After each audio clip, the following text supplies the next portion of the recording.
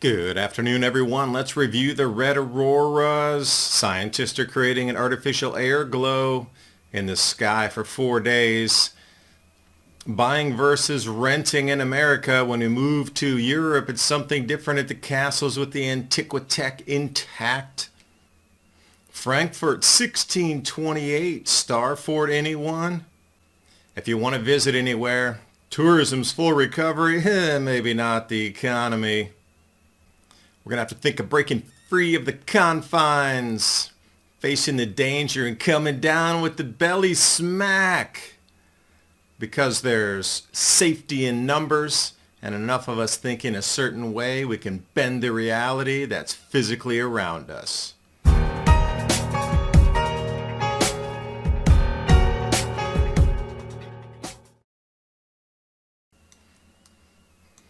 I'm going to start you off here. The Halo CME came rolling in on our planet. Very small in terms of energy, but incredibly large in terms of visual effect.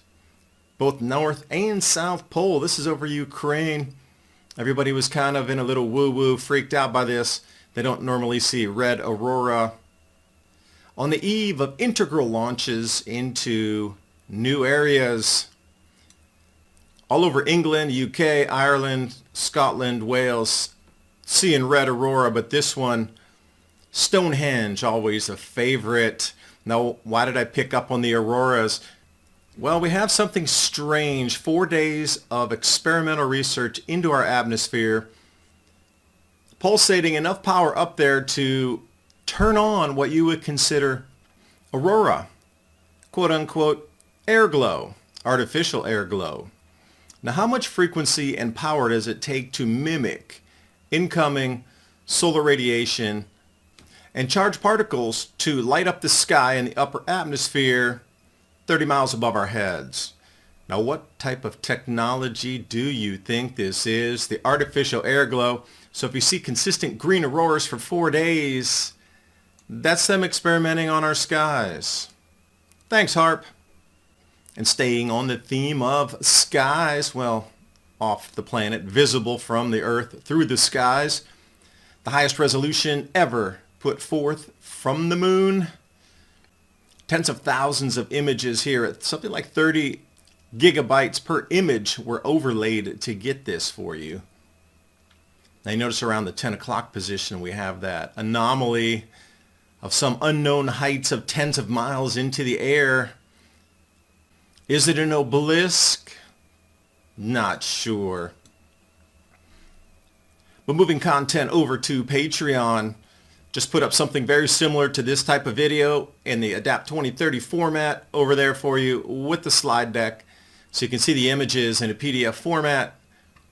In case you don't want to watch the whole video, you get both. Join me over there, Patreon/Adapt 2030. And those of you who are asking, how's my ducks? Well, we have the geese and the ducks looking pretty good now. Coming into the fall and winter a little bit cooler. And just an FYI, we're not going to use these to harvest for meat. It's strictly egg production. And we're going to be adding more to the flock of ducks as we move through the rest of the year here. Our national debt is a real world problem. Our government spends more on interest payments than it does funding the Pentagon. In 2010, our debt, $13 trillion, gold $1,000 an ounce. 2020, the debt was $23 trillion and gold was $1,500 an ounce. 2023, $33 trillion U.S. debt and now $2,000 an ounce for gold. Call the proud Americans the Patriot Gold Group today before it's too late. Mention the Adapt 2030 channel. You're going to get some great in-class service. Also, Patriot Gold Group has a no fee for life IRA where your IRA or 401k can be in physical gold or silver. No fee for life IRA on qualifying rollovers. Give them a call, 888-546-7020. And now on with the video. Because it's about keeping a consistent source of protein coming in. Yeah, you could eat the ducks. One time off, great. A goose for Christmas. But we have 2 female and 1 male on the geese side, so we want to have the females continually producing the eggs, either for us to, incubate and hatch out, or actually to consume. And we have turkeys but we have predominantly males there, so the eggs coming out are going to be a little bit slower. We're trying to trade off and get a couple females in that flock as well. But it's all about, continuing to have egg production in different sources and sizes and protein content coming out of the different birds, depending on what they are. Because as we see supply chains breaking down, protein content is going to be a big one. And I was talking with Craig Simpson last night, and we did an interview, and he was saying that right now he's finding that in a lot of stores of things on sale, protein powders, like for weightlifting powder, whey proteins, pea protein, that sort of thing, are on sale. So you can get a nice 2-pound set of that. And it's really mobile, very dense, very compact. So if you're looking to pack away and stash away some protein in addition to what you can produce on your own homestead farm, think about protein powders as well to put up in the closet. Let's talk about homes for a second here. Buying versus renting in America. This one just off the Visual Capitalist a day or two ago. The cost to buy is now exceptionally high because of the interest rates. And, there's a fair few out there saying that interest rates are going to be rocking up to like 14%. To be seen, but it's already putting a dent in at 8%. So the cost to rent, $1,800, $45 a month. Cost to buy, $2,600. And that'll continue upward as the interest rates continue upward. But still, $1,800 for rent, that is a lot. I remember when there was you could get a 2 to 3 bedroom place for like $800. And those days are long gone. But what's not long gone is the history in Europe. And we are looking at the Waddesdon Castle in Germany. Look at the Antiquitech. Did you notice one thing? They did not take down the ether harvesting antennas on top of the residence. Now jumping back into Frankfurt, 1628, this map. Maybe wide it out a sliver for you here. Along the river, those are some impressive buildings that are no longer there on the south side of the Fluvius River. And notice right at the 3 o'clock position, if you're looking at this in north-south orientation, what do we see? Some edges of very tall walls along a star fort. And who has the time to build such rings of fortified water canals and also delivery canals along there? And you see a lock at one area, probably about the 9 o'clock position. Frankfurt 1628, this map surely does not fit my image of that time era with smaller amounts of habitation. The world was not very populated. There were at most 750 million people on the entire planet during that time. And to come with such megalopolis of the period, things just don't match up in history in terms of construction. The size of these structures is astounding. And of course we have the cathedral in the center there. But back to Waddesdon. Frontal view here of Antiquitech and the ether harvesting antennas. If you look off to the left, maybe 9 o'clock position, an incredible amount of antennas sticking off. And the ones that are on the very front of the windows sticking out, take a better look at that for you. Smaller, but they're on every single reach that a rooftop can possibly provide. This is what was talked about as the power source for a previous era that had been disrupted. And what was the disruption? Global liquefaction, a mud flood. Take a look at the drone view. Some closer images here. Nice sunbeam coming down. How much ether could be harvested and directed in? And looking at some of the fireplaces interior, which I'm getting into now, they're not very deep. Doesn't look like they were burning wood. A few of them have been retrofitted, but it looks more like they were reflective versus combustive. I know it's a hard concept to wrap your head around, mine too, but it is what it is. And as we take the drone north into the sky, something that has disappeared across most of our world is still visible in the sunlight.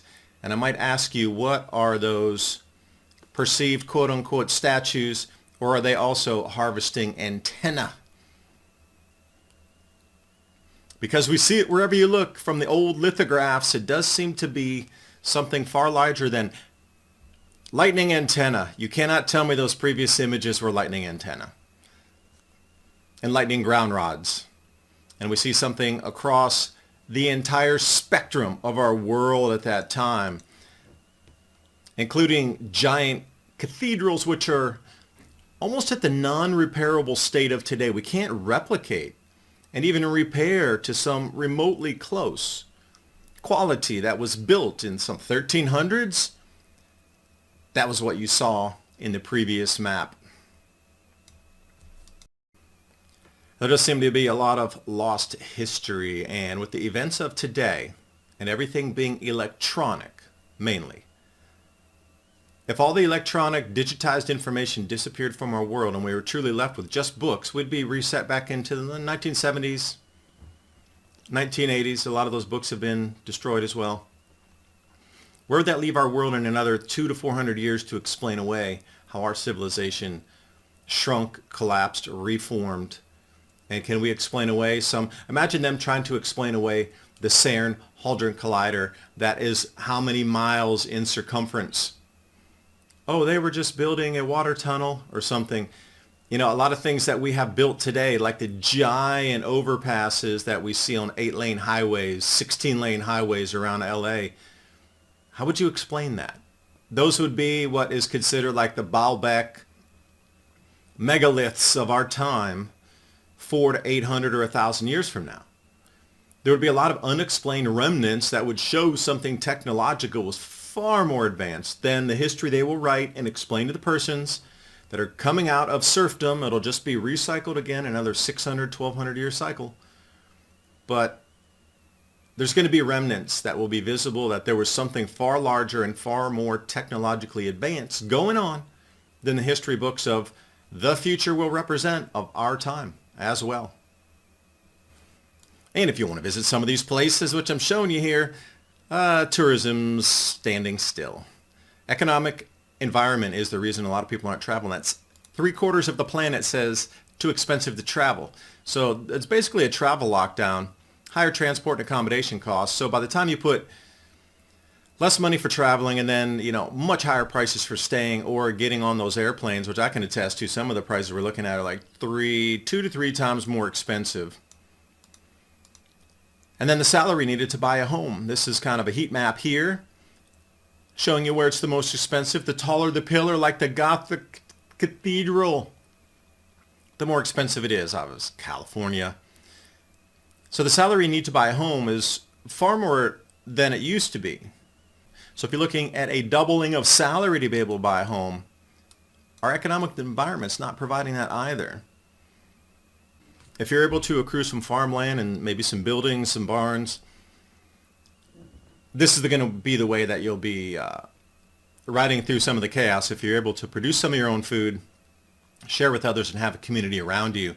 And even parts of that barn could be converted into living quarters. They call it a barndominium for a reason. And the world can live without politicians, but the world cannot live without farmers. So true.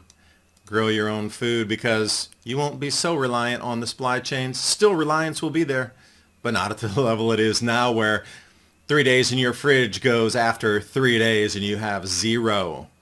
Speaking of which, 3-month emergency food supply, My Patriot Supply and Adapt 2030. That link's in the description box. Keeping some long-term storable foods in case there's a problem in deliveries across our nation. Should be in the front of your thought process. I do thank you for watching. Hope you got something out of the video. See you next time. Bye for now.